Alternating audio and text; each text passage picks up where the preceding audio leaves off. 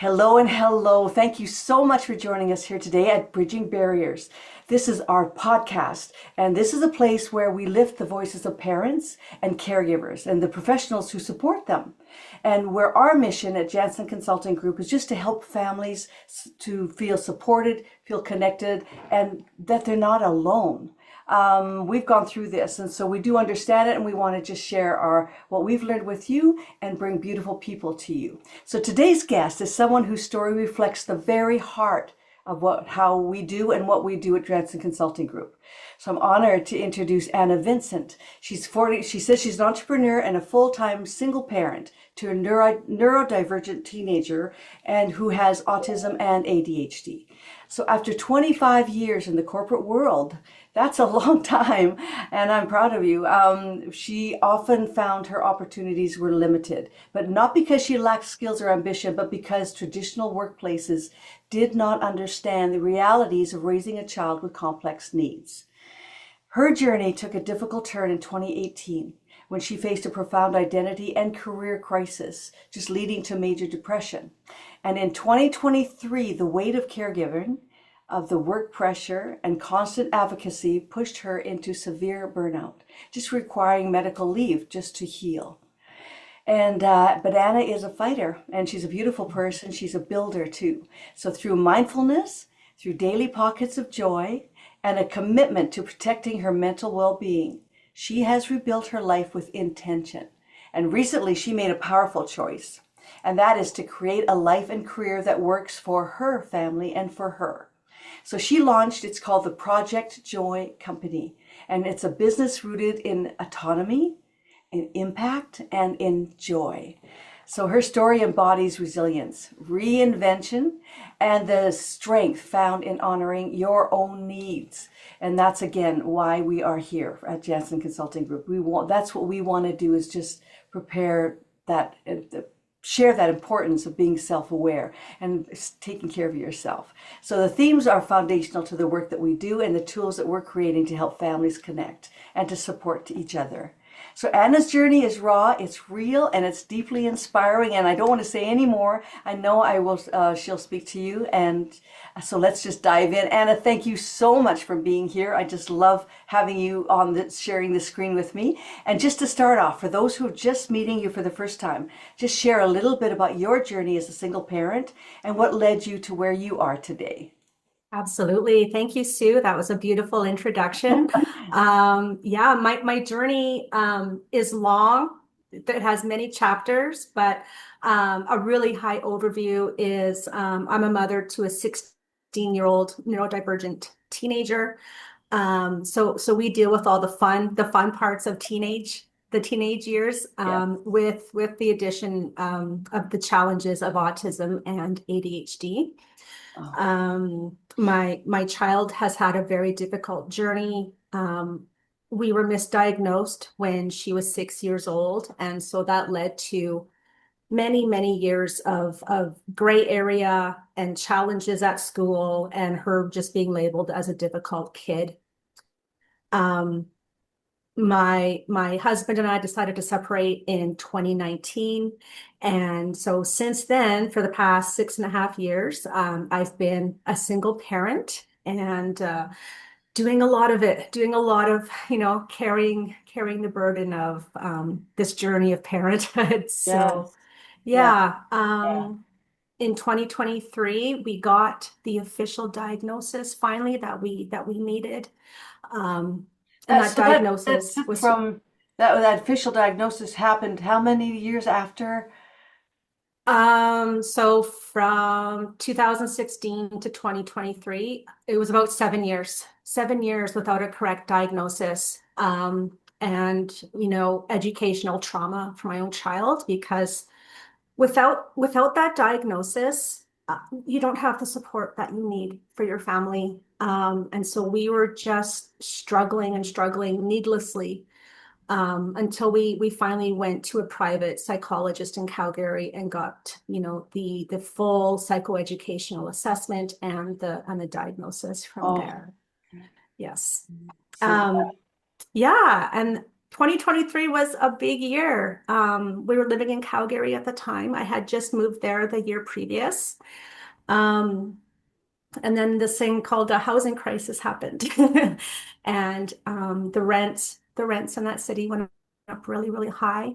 And so for a few months, we were actually we didn't have a place to live. I put all of our stuff in storage while I was seeking a home for us. And so between that, caregiving, and holding down a full-time job, by October of that year, I hit my rock bottom.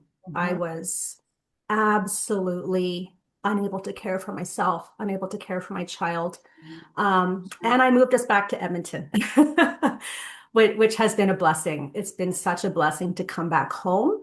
Um, we have built a community of supports around us, and things have gotten much better, even though we do have our challenges that we face.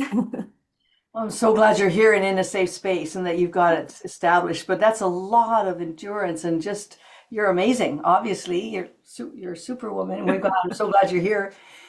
So, and where are you now? Like, tell us now what's going on. So now I am in the home that I purchased this summer here in St. Albert. So happy to be a homeowner again, because now that means we can be a dog owner again. And Oh, having an animal in our home is so, so, so important for emotional regulation. Um, my child is now in grade 11 here in St. Albert, and in the 2 years that we've moved here, she has absolutely flourished. We've been through a few school districts, and by far, this has been the best. As any parent who has a child with special needs, we know how often the phone rings, and when you look at that call display at school, and we all know that dread that hits us in the middle of our workday when we're being bombarded with meetings and tasks and fires to put out. But when the school calls, and when the poop hits the fan, work doesn't matter. I know. Yeah. And I'm so, so proud to say this year at grade 11, this is the first year Yeah. ever Oh, school hasn't called. Not wow. in the first day, not in the first week. Oh, It's we're doing so good now. We're thriving where we are. oh, Yeah. so good to hear that. You're doing something right. So that's why you're here Yes. to help to share your genius with us. That's Yeah. Yeah. so what do you think is the biggest? Like you've gone through so much. Like that journey is a long, hard journey. And now you're here. Yeah. What do you hmm think, especially in your daughter, what changed the most? Like what was the most significant thing that worked for you? I think her just maturing, to be honest, helped a lot, because now she's 16. She's become an amazing advocate for herself at school. For example, this year on the first day of classes, she went to walk into her English class, and she's really sensitive to environment, noise, and chaos, and it's a big trigger. As she approached the classroom, she could hear music and kids being kids, Yeah. right? But they're being a bit obnoxious and loud. And rather than forcing herself to endure that, she just went straight to the counselor's office and said, "This environment is not going to work for me. We need to figure something out." Yeah. Good for Um, her. and the fact that she went ahead and changed the classes, asked for support, like just the Wow. amount of self-confidence that she has now, Wow. I'm so, so proud of her. Wow. So proud of her. Yeah. And just that self-awareness is so Yeah. important that, and she's It's aware of amazing. that. So, Yeah. oh, that's so good to hear. That's wonderful. Yeah. And obviously, it Yeah. worked. Whatever she did, now it's working, and so you're not Yes. getting those calls. Isn't that great? Yes. I'm sure And she feels empowered about that too. How does I she hope feel she about that? is. Yeah. I hope she is. Yeah. And where I used to be worried about her in her post-secondary journey, I'm feeling a lot more confident. I'm confident she's going to be able to live on campus, right? And have some independence, Wow. which that's going to be her journey, right? Yeah. But I'm going to be there to support her. We have home. If she needs to come back home, Yeah. I'm always here for her, right? Exactly. And that's obvious Yeah. that she knows that already. Like, I mean, that's, Yes. you can tell by her how she's doing the support at home, you know. Yeah. Yeah, I Yeah. understand that. I was a special ed teacher for a while, and when I met my kiddos in the classroom, and then I kind of would call the home, I go, okay, now I get why we're having this issue at school. Yeah. So Yeah. so glad that you're there supporting her. That's so important. So Yeah. tell us more now about where you are because your joy company. I want to hear more about Yes. that and Absolutely. how that happened. Like what was the seed for that? So let me start with first why joy? Because when you look at the services that I offer, it's based around operational systems and technology setup, project management. Where's joy? Where does that come from? And for me, my story with joy began in 2019. That's the year my husband and I separated. And even though, I had gone through, like we mentioned, the year before, my identity and career crisis, um, that was a lot harder for me, by the way, than the separation. But while we were in the process of separating and, all the things that come with Yeah. coming apart as a family, I just had this message come to me. Shit's gonna get hard. Can I swear? Ah, you can, yes. Okay. Okay. Shit's gonna get hard. There's gonna be hard days ahead. But we need to find one pocket of joy every day. We need to find something that either inspires awe or makes us feel gratitude, Mhm. and just focus on the abundance that I do have. Yeah. And if it was something as simple as laying in my hammock for a few minutes and just watching the clouds, Mhm. I'm very nature based. Yeah. And so I would just keep in the back of my mind one pocket of joy a day. Yeah. And I really think I've built that as a practice into my life. And so now here we are. I I stumbled upon a program called the OBM School, and OBM stands for Online Business Manager. Okay. And Okay. as I did research, I'm working full time. I'm still doing IT project management, but as I'm learning more about this other profession and it's new, so many people might not have even heard of it. Yeah. I started feeling like I've worn so many hats in my career. I've done a lot, not just IT or project management, but it really resonated with me. And a seed was planted that this is something I could do on my own. I could start a business. And so I got into planning mode and learning and figuring out what are my transferable skills. And it's mostly soft skills, to be honest. And I think that's what's most important in business and career is your soft skills. Hard skills can be taught. Um, but I was planning to launch my business in April of 2026, and it was going to be focused around operations management, technology coaching, and project management, and just helping business owners feel less overwhelmed in their day because we know small business owners, they're wearing all the hats. And I was in planning mode. When I was in this planning mode, I was working for probably what was the best employer I've ever had. Good. They supported me amazingly through my burnout journey, and I'm so grateful for how they supported me as a mother to a Wow. child with special needs. That's so important. That's so important. So glad you found that. Yeah. I did. And you know what? I left there last March. Um, there was an acquisition happening. I felt like the writing was on the wall. And so I said, okay, before I get laid off, I'm just going to find a new job. And I'm going to give myself a year at this job. And during this year, I'm going to get ready to launch my business. Um, So at this new job, I lasted 7 months to the day, I lasted 7 months. Wow. And what the real turning point was the teacher strike that happened here in Alberta in September. Um, Children, people who have autism need structure, they need routine.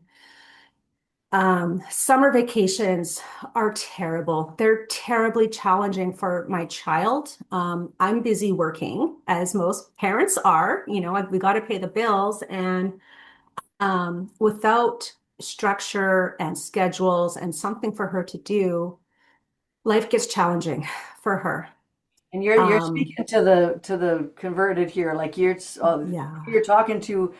Yes. I want to put up a big sign saying, yeah, we were with you on that. Yeah. yeah. And the challenge that my child has is when she's bored, she sits on her computer far too long playing video games. She gets mad. And then she's also mad because she's bored. She can't think of what to do. I make suggestions, but here, mom, what do you know? Right? So I'm like, I can't entertain you. I have a job to do. Please call your friend, do something. Um, but then what happens is she will get to the point of such frustration and anger is she starts banging her head. This is also common with autistic peoples, as I've been taught over the years, because it used to really stress me out. Yeah. It still does, but the house that I've moved into, that I purchased, 6 years post-divorce, I was so proud of this. Yeah. I now have holes in my walls from her Yeah. head. And so when the teacher strikes came, I'm with this new employer, and I told them my situation. And I said, I need to be home. I need to work remotely for this period in case my child injures herself. Yeah. I can't predict it. I can't prevent it. But if she does something where she knocks herself out unconscious, I need to be there. Yeah. Um, Of and they course. just weren't supportive. They were not supportive. Even though I go into the office, I sit on Teams meetings all day. My project team is across the country. Um, they were not supportive of me working from home for that period. And so Oh, that's what brought me here. I'm now into my third month of self-employment. for I you. had to leave. I had to make that decision that I need to launch my business now. Good. Good. Isn't that Yeah. interesting how sometimes those doors that slam in your face, how they open up new opportunities that are there for Yeah. you. And you are equipped. You already know that. So it's just you moving Yes. forward and taking those positive steps. It's all on you, unfortunately, but hey, look at you. You're doing Yeah. great. I am ahead of schedule. That's for Uh-huh. sure. But one thing, as any adult knows, you have to learn to pivot, Mm. right? My when I'm interviewing for a job, my least favorite question is, "What's your 5-year plan?" Right? COVID taught us 5-year plans aren't reasonable. You can have goals, uh,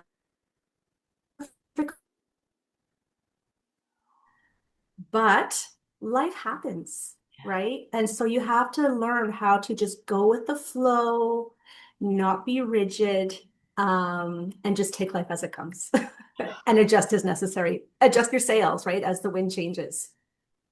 That's the thing that is unfortunate, but it has to be done. But we need to be taught how to do that. It's just Yeah. physically taking a breath and just saying, okay, let's just regroup here. Because it's so hard to stop in the middle of all the chaos to say, okay, I got to regroup. Well, that's not helpful, right? But it is taking that moment, that in time. So that's so important. So good. Yeah, good for you. Yeah. So then what happened? Then you launched. Did you launch your, So I've launched my company, the Project Joy Company. I'm a solopreneur. I am out there. I'm hustling. As much as I hate that word, I don't like that hustle. We got to come up with a new word. Anna, you and I I know I hustle. want to start an anti-hustle movement Yeah, because I agree. um I've built my lifestyle since my burnout 2 years ago. And recovery never ends, by the way. You have to change your lifestyle. All the way down. Um, where was I going to go with that? About the in about the hustle. Hustle, Yeah. yes. So I've heard from my own friends, because I've put in such good boundaries around my energy. I have friends who tell me, I'm so jealous of you. What do you mean you don't have 20 Christmas parties to go to? Um, and I've had coworkers being like, Anna, you block lunch in your calendar? That's so brave, right? It's so brave. And I feel like I'm inspiring people around me. Um, and I want to give people courage to do the same. Exactly. We are entitled to our health, and boundaries is what keeps us healthy. Yeah, Huge. We got to do, yeah. you got to come back, Anna, and just talk about boundaries one day. We'll do, Yes, we can set all that up so that everyone, absolutely. so our membership understands that we're just going to call it boundaries, Yeah, so that's perfect. Okay. yeah. So good for you. Know Yeah, that. so here I am. I'm running my company. I just presented my first proposal this week. Congratulations. Um, yeah, I'm getting the practice. I'm doing the work, right? And what I want to offer to small and medium businesses, I'm not interested in large enterprise because I'm not interested in complexity. I want to keep things simple, whether it's at work or it's at home. One thing I've discovered being a single mom, especially to a special needs child, nobody's more efficient than a single mom. We get shit done, but we do it efficiently because time is finite, Yeah. right? There's only so much time. Yeah. Um, and in the workplace, I found I had to work harder to prove my worth, to prove my value, because there would be times I would just have to disappear in the middle of the day, right? And so I felt like by taking care of my family, I was constantly trying to catch up at work, trying to prove myself that I'm worthy. Um, and unfortunately, I wasn't given the promotions that I deserved. And I'm doing the work. I just wasn't given the title or the pay. I'm doing the work. I'm providing value, getting amazing feedback, right? And it's like, why are you still a project coordinator? And I'm like, I don't know, but you know what? By launching this business, I've promoted myself. Yourself. Are you I've CEO or promoted myself. president? What's your title? I am the chief joy officer of my company. Perfect. That's perfect. Yes.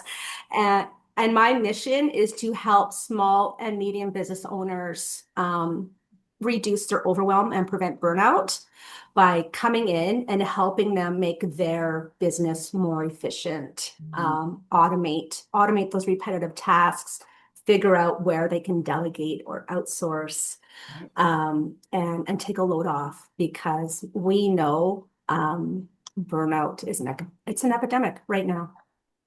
Yeah. And And I it's want to help people prevent it. Because oh, when you hit rock bottom, you have to recover, and you it have, takes time. it's so hard to recover. It's so hard to make that first step.